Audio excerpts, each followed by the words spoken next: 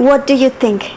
I'd say it should be opt-in, likely. So, if someone decides that they want or need the free food that's offered, then I think it would only make sense that they willingly choose to get to, yeah, you know. Like you? Like me, not. It's free. Yeah, usually free food and anything that's free usually comes at a cost. And that usually has to do with the quality. So will you choose yes or no? Personally, no. Bisa didata dari satu sekolah ini ada berapa anak yang pendapatan keluarganya di bawah UMR di daerah tertentu. Nah, itu adalah mereka yang berhak untuk mendapatkan bantuan makanan gratis yang bergizi. Kalau satu sekolah tetap dimasakin, padahal sebagian besar dari muridnya sebenarnya mampu dan mereka nggak cocok dengan masakan yang dimasak. Berapa banyak makanan yang harus terbuang setiap harinya? Kan nggak mungkin sisa makanan itu dikasihkan ke orang. Ya kalau makanannya masih utuh, masih bagus gitu bisa ya dibagi ke orang. Tapi kadang kan anak-anak itu diecek-ecek gitu. Sayurnya disisihin, dicampur-campur dengan beberapa butir nasi, udah bekas disendokin, kan nggak bisa dimakan lagi. Ayu Petri dan Matt. Hai guys, sudah lama saya nggak bikin video ngomong-ngomong begini, tapi sedang ada isu yang viral di Indonesia, yaitu tentang makan siang gratis atau MBG ya, makan bergizi gratis, yang sudah dimulai dari tanggal 6 Januari kemarin, jadi sudah beberapa minggu ini. Nah, saya agak sedikit gatel pengen ikutan nimbrung ngomong karena ini agak menarik juga, terutama mungkin karena saya juga punya anak yang usia sekolah meskipun tidak di Indonesia ya. Jadi kita kenalan dulu untuk teman-teman yang baru gabung. Nama saya Ayu. Saya sudah lebih dari 20 tahun tinggal di luar negeri. Pernah tinggal di Hongaria, kemudian di Singapura, dan sekarang saya dan keluarga tinggal di Malaysia sudah hampir 3 tahun terakhir ini. Kalau kita lihat di negara-negara maju di Eropa, banyak di antara mereka yang menyediakan program makan siang gratis untuk murid-murid di sekolah. Mungkin terutama yang jadi patokan adalah Finlandia, yang merupakan negara dengan sistem pendidikan terbaik di dunia, katanya begitu. Dan mereka sudah menerapkan program makan siang gratis ini selama puluhan tahun. Kalau nggak salah dari tahun 40-an berapa gitu ya. Dan itu untuk mereka berhasil, jadi banyak negara yang ingin mengikuti cara mereka, mungkin termasuk juga Indonesia. Sebenarnya menurut saya ide ini bagus banget karena makanan itu adalah kebutuhan paling penting untuk manusia ya. Kalau perut masih lapar, mana bisa kita dididik, mana bisa kita disuruh untuk berpikir. Pasti masih terbayang-bayang bakso terus. Jadi pada dasarnya saya sangat setuju dengan adanya program makan siang gratis ini. Cuma yang harus kita pikirkan pertama kali adalah budgetnya. Kabarnya nanti pada akhirnya program ini akan menyasar lebih dari 80 juta anak ya, termasuk diantaranya anak usia sekolah dari preschool sampai SMA, baik swasta maupun negeri, kemudian kemudian ibu hamil dan juga ibu menyusui. Jadi banyak banget.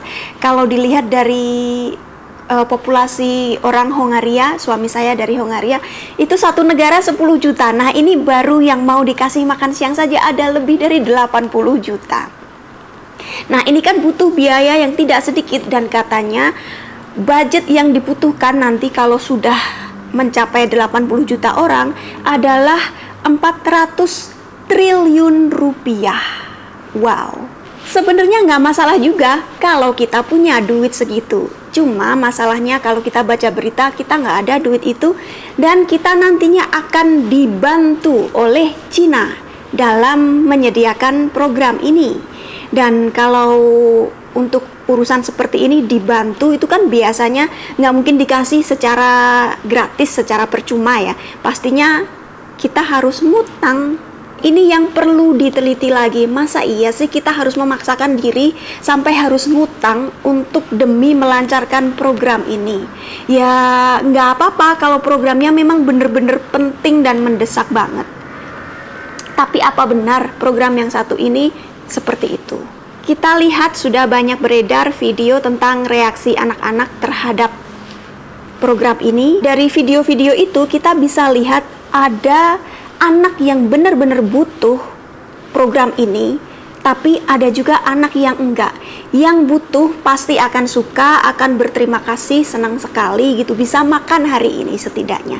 Dari pihak yang nggak suka, biasanya ya ada alasannya, kadang dari sayurannya sudah basi, atau memang mereka nggak suka jenis makanan tertentu, misalnya sayuran, atau memang mereka ini anak yang suka pilih-pilih makanan karena di rumah persediaan makanannya sudah berlimpah ruah, kan bisa jadi. Jadi kesannya kurang mengapresiasi.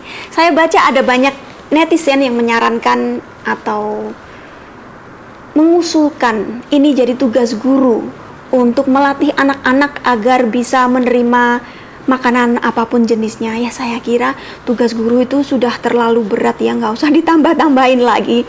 Ini saya pengalaman pribadi dari kelas 1 SD. Di sekolah itu saya sering ikut rapat dengan guru-guru dan wali murid lainnya. Banyak orang tua murid itu yang, "Pak Guru minta tolong dong kalau istirahat anak saya dicek makanannya dihabisin atau enggak. Pak Guru tolong anak saya dinasehatin kalau makan jangan suka pilih-pilih." Itu saya sampai kasihan lihat gurunya. Karena mereka itu tugas utamanya kan ngajar. Kalau untuk ngecek makanan satu-satu di jam istirahat untuk murid itu jam istirahat untuk guru juga kan. Jadi di situ agak susah. Jadi saya maklum kalau guru nggak bisa sampai segitunya, dan itu jadi tugas orang tua nggak sih? Mungkin sekarang kita lihat reaksi anak saya dulu, Matt, dia umur 16 tahun dan dari umur 3 tahun dia sudah saya sekolahkan, meskipun sekolahnya juga sekolah ecek-ecek, saya temenin gitu ya. Tapi intinya dari pertama sekolah sampai sekarang setiap hari dia selalu bawa bekal ke sekolah, nggak pernah makan di luar. Karena iya betul anaknya pilih-pilih makanan, sukanya makanan yang plain gitu, daripada ribet ya sudah bawa saja dari rumah. Uang saku yang saya kasih nggak pernah disentuh, kecuali mungkin ada keperluan beli buku atau apa. Tapi untuk beli makanan 99,9% dia nggak pernah beli. You've heard about the free lunch program in Indonesia, right? Oh yeah, I think we covered that a bit, or at least glossed over it in a Yeah. previous video. Okay, I wanted to show you. This is the first video, so it's about students' reaction. Yeah? Apa nih? Menurut aku yang bulan kemarin tuh kayak ada kurang sedikit, karena lumayan porsinya tuh lumayan dikit gitu loh buat kayak kita gitu, buat semangat. Terus kayak kadang-kadang kayak ada yang rasa basi gitu, nggak ada yang kurang, cuman kadang sayurnya deh ada yang kurang, sayur suka basi kalau misalnya udah siang. Habis sholat zuhur ya biasanya. Paling pengen menunya harus ada ayam katsu sama chicken teriyaki. Ayam katsu dan juga chicken teriyaki. Kita tanya lagi. Yeah. It was kind of hard to tell what they were saying because of the audio quality. Like it's kind of low quality, Yeah, the that's audio. okay. It's not the point. What do you think about this program?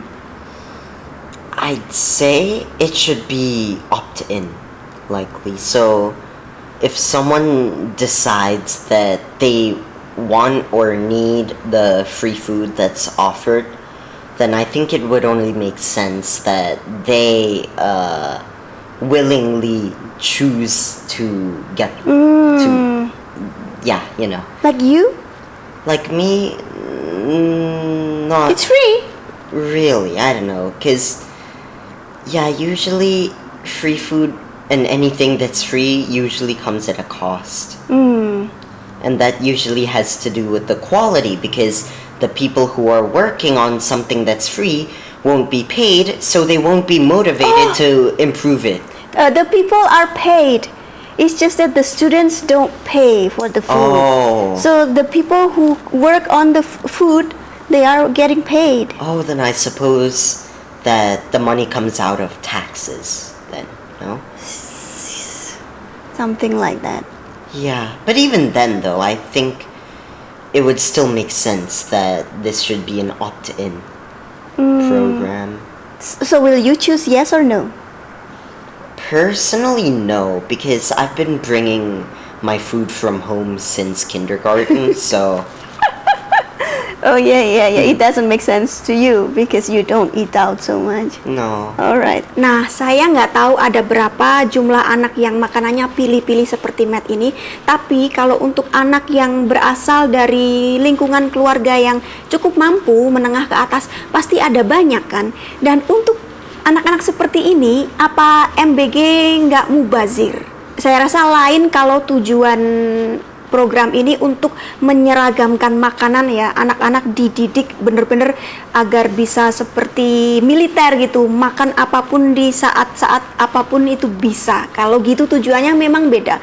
Tapi kalau tujuannya hanya untuk memenuhi gizi, saya rasa MBG ini lebih cocok kalau diperuntukkan untuk mereka yang kurang mampu saja nggak sih? Mungkin anak-anak yang pendapatan orang tuanya kurang atau yang dari daerah pelosok yang mungkin memang susah untuk mendapatkan makanan tertentu. Bisa didata dari satu sekolah ini ada berapa anak yang pendapatan keluarganya di bawah berapa gitu, di bawah UMR di daerah tertentu mungkin. Nah, itu adalah mereka yang berhak untuk mendapatkan bantuan makanan gratis yang bergizi. Kalau satu sekolah tetap dimasakin padahal sebagian besar dari muridnya sebenarnya mampu dan mereka nggak cocok dengan masakan yang dimasakin, itu kan akhirnya terbuang.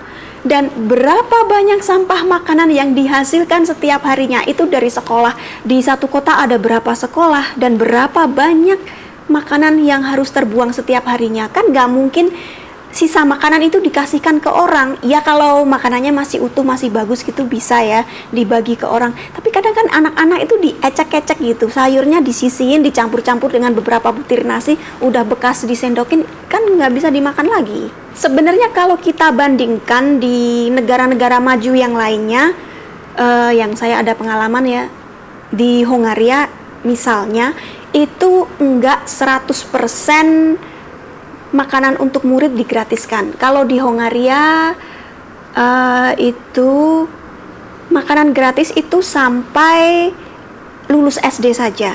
Setelah SMA, di sana nggak ada SMP ya, jadi SD dan SMA gitu.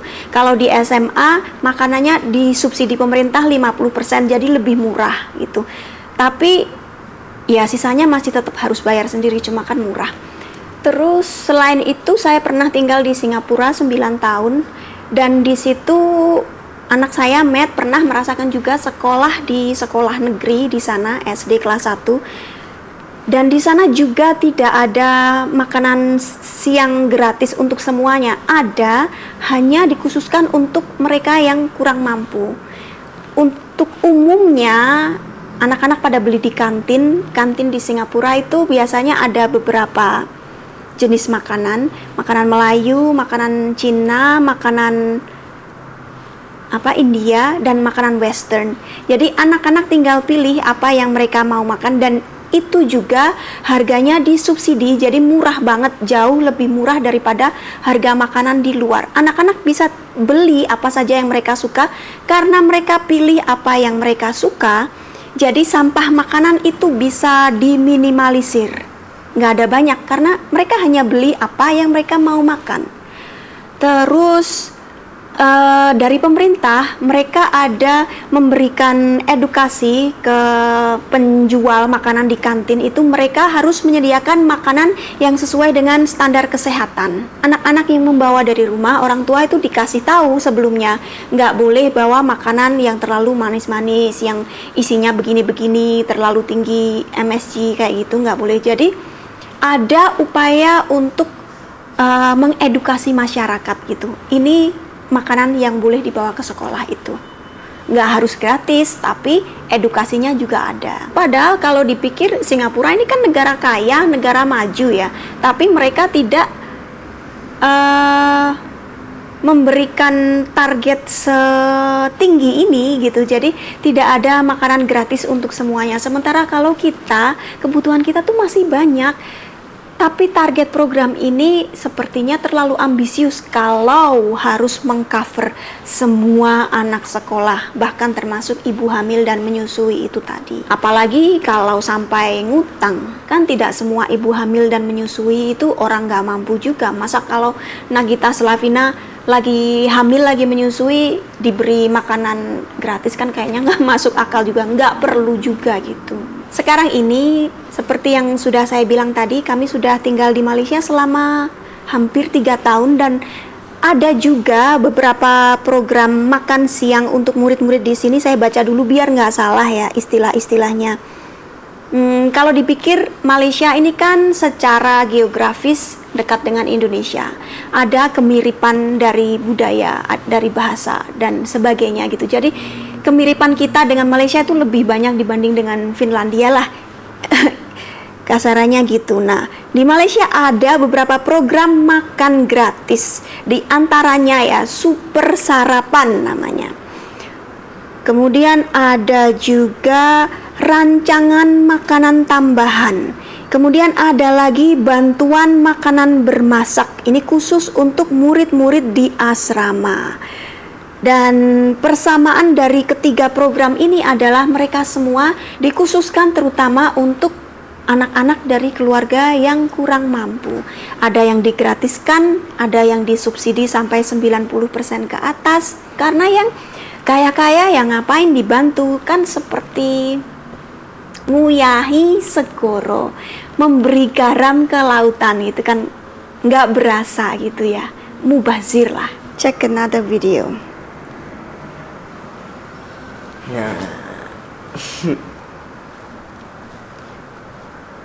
So this is behind the scene when the staff are preparing the food, alright?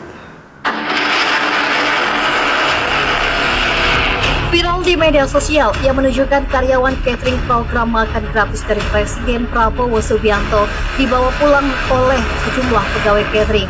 Tapi dalam video, sejumlah ibu-ibu berbaju biru sedang rebutan bahan pokok makanan yang akan dibagikan ke anak-anak sekolah. Mirisnya, banyak makanan yang sampai ke anak-anak dengan porsi yang sedikit. Banyak warganet yang berkomentar, susahnya kalau punya SDM rendah yang budayanya konsumtif dan korupsi merajalela. Bagaimana tanggapan kalian? Berikut videonya.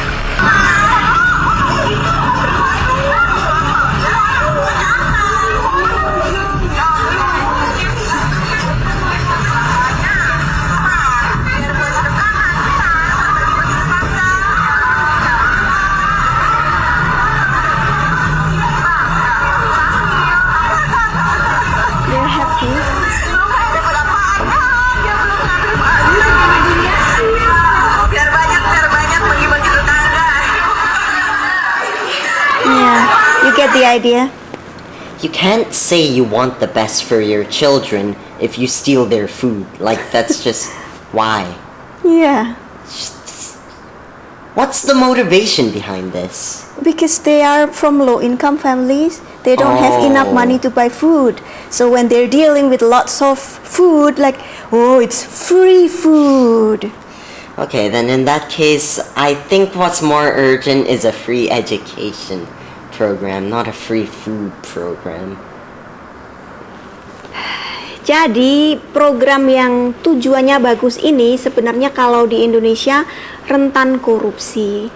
Nanti catering yang mana yang berhak mendapatkan jatah memasak untuk MBG ini, itu bisa jadi persaingan yang sehat ataupun tidak sehat. Semoga saja yang sehat ya. Jangan sampai ada suap menyuap biar mendapat jatah, itu jangan sampai. Dan belum terdengar sih sejauh ini, semoga saya nggak memberikan ide kepada orang-orang. Kemudian ada juga yang seperti di video kita lihat tadi, para karyawan di catering malah rebutan bawa bahan makanan untuk pulang. Ya, itu mungkin karena mereka memang berasal dari keluarga yang kurang mampu. Tapi bagaimanapun juga itu seharusnya jangan sampai terjadi, karena makanannya itu untuk anak-anak mereka itu sendiri kan sebagian. Seperti yang Matt bilang itu tadi, penting untuk mengedukasi karyawan agar ini tidak terjadi lagi. Kalau untuk harganya ya Rp10.000, saya rasa ini tergantung daerahnya. Saya punya keponakan yang sedang kuliah di Jakarta dan di daerah tempat tinggalnya itu untuk Rp10.000 hanya dapat pecel sayuran beserta sambalnya itu, tapi nggak dapat nasi, nggak dapat lauk apapun. Ya mungkin bisa dibilang itu daerah yang agak mampu, jadi murid-murid di situ mungkin juga nggak perlu bantuan MBG lagi, saya nggak tahu juga.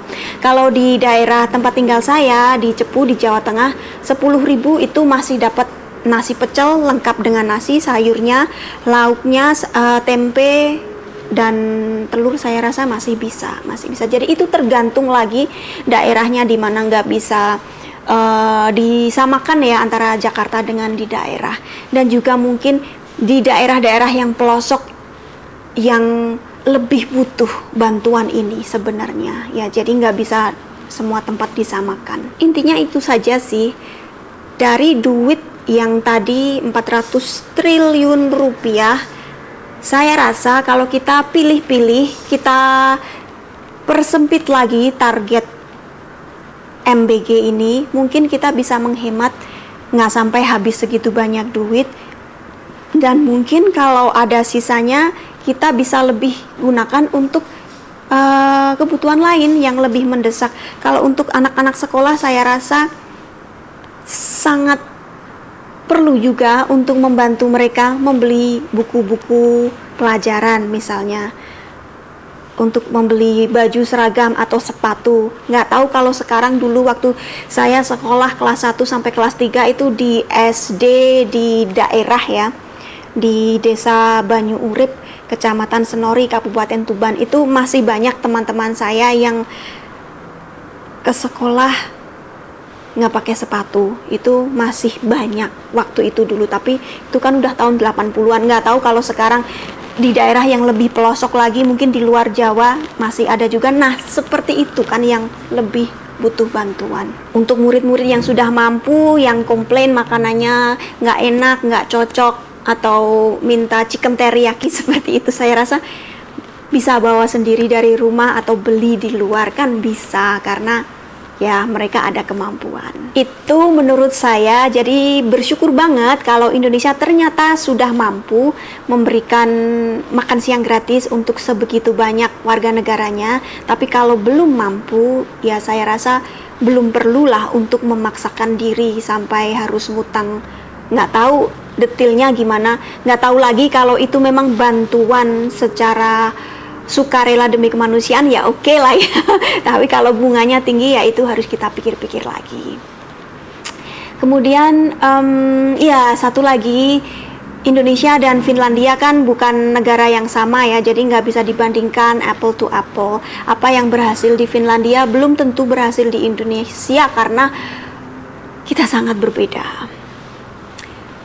Kita lihat saja yang sekarang kurikulum Merdeka kan terinspirasikan oleh kurikulum di Finlandia juga, tapi di Indonesia belum sesukses itu, atau mungkin butuh waktu lebih panjang lagi. Saya sebagai warga negara juga hanya bisa melihat dan kemudian kasih usulan kalau ada yang bisa saya usulkan seperti ini. Dan ini semoga bermanfaat. Terima kasih untuk teman-teman yang sudah menonton. Sampai bertemu di video berikutnya. Bye-bye.